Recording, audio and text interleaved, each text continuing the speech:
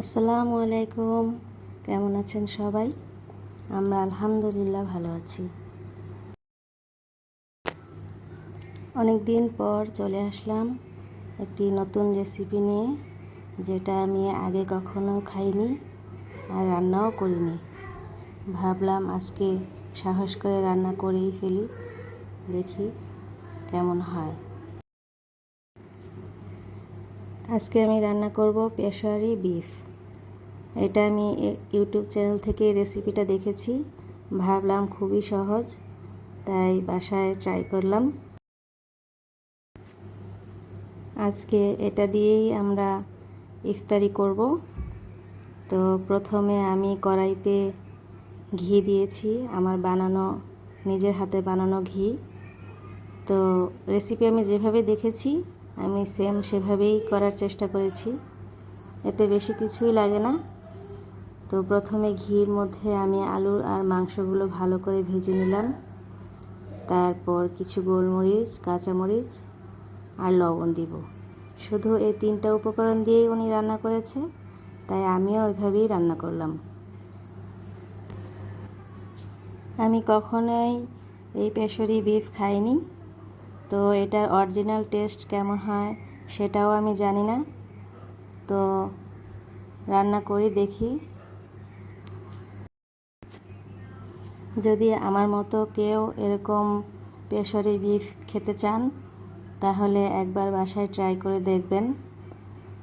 হোটেলের স্বাদের মতো অবশ্যই হবে না, কারণ হোটেলে কিভাবে রান্না করে হয়তো অন্য আরও কিছু দেয়। আমি যেভাবে দেখেছি সেভাবেই সেম রান্না করেছি। তো তারপর আমি আবার একটু ঘি দিই। ঘি দিয়ে অনেকটুকু পানি দেওয়ার পর এটা আমি ঢাকনা দিয়ে ঢেকে একদম সিদ্ধ হওয়া পর্যন্ত এটা রান্না করি। প্রায় 1 ঘন্টার উপরে এটা রান্না করি। আর যেহেতু এটা আমরা ইফতারি করব, তাই এটার সাথে খাওয়ার জন্য আমি কিছু পরোটা বানাই। আমি একটু লাচ্ছা পরোটার মতো বানিয়েছি, যে আপনারা দেখুন, যদি ভালো লাগে তাহলে আপনারাও বানাবেন। অনেকেই হয়তো পারেন, তো আমি যেভাবে বানাই সেভাবেই দেখাচ্ছি। আমি চুলার একদিকে মাংসটা বসিয়েছি আর আরেক দিকে আমি পরোটা বানাচ্ছি। একটু তাড়াহুড়া করছিলাম, কারণ ইফতারির খুব বেশি সময় ছিল না। প্রথমে ভাবছিলাম এইভাবে তো কখনো রান্না করিনি, এইভাবে কখনো গোশত খাওয়া হয়নি, তো কেমন জানি লাগে, ভালো লাগে কি না, বাচ্চারা খাবে কি না, এরকম একটা কনফিউশনের মধ্যে ছিলাম। তো পরে আমার কাছে ভালোই লেগেছে, কিন্তু আমার মেয়ে খুব বেশি পছন্দ করেনি, ওর ঘি স্মেল ওর ভালো লাগে না। তো কিন্তু আমার ছেলে আলহামদুলিল্লাহ সে খেয়েছে, সে অনেক মজা পেয়েছে। তার রিয়াকশন দেখলেই বুঝতে পারবেন, তার মুখে খাবার দেওয়ার পর সে সুন্দর একটা রিয়াকশন দেয়। অনেকেই হয়তো পেশোয়ারি বিফ খেয়েছেন, হোটেলে খেয়েছেন বা বাসায় খেয়েছেন। যারা খাননি আমি বলবো তারা একবার ট্রাই করুন, কারণ এটা খুব বেশি মশলা লাগে না। অল্প একটু গোশত দিয়ে প্রথমে ট্রাই করুন।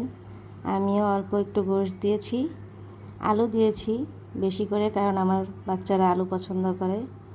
তাই অনেকে ভাবতে পারেন গোশতের থেকে বেশি আলু দিয়েছি, কিন্তু বাচ্চারা পছন্দ করে তাই দিয়েছি। আমার একদিকে বিফ বসিয়েছি, আর একদিকে পরোটা বানাচ্ছি আর ভাজছি। খুবই তাড়াহুড়োর মধ্যে ছিলাম, ইফতারির বেশি সময় বাকি ছিল না। তো আজ পর্যন্ত যারা আমার ভিডিওটি দেখেছেন, যদি ভালো লাগে অবশ্যই লাইক করবেন, কমেন্ট করবেন। এই যে আমার বিফ প্রায় হয়ে গিয়েছে, তো এটা দিয়ে আজকে ইফতারি করেছি। তো সবাইকে অনেক ধন্যবাদ আমার ভিডিওটি দেখার জন্য। যদি কোনো ভুল ত্রুটি হয়ে থাকে ক্ষমা সুন্দর দৃষ্টিতে দেখবেন। সবাই আমাদের পাশে থাকবেন। সবাইকে অনেক অনেক ধন্যবাদ।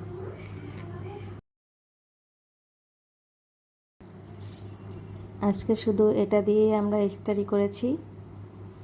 তো এটার অরিজিনাল স্বাদ কীরকম সেটা আমার জানা নেই, কিন্তু আমার কাছে মোটামুটি ভালোই লেগেছে। তো আমার মেয়ে খায়নি, সে শুধু আলু দিয়ে খেয়েছে, ঝোলও খায়নি, তার কাছে ঘিয়ের স্মেল লাগছিল, সে পছন্দ করেনি। তো আমার ছেলে মাশাল্লাহ সে খেয়েছে। সবাই মাশাল্লাহ বলবেন। সবাইকে অনেক ধন্যবাদ।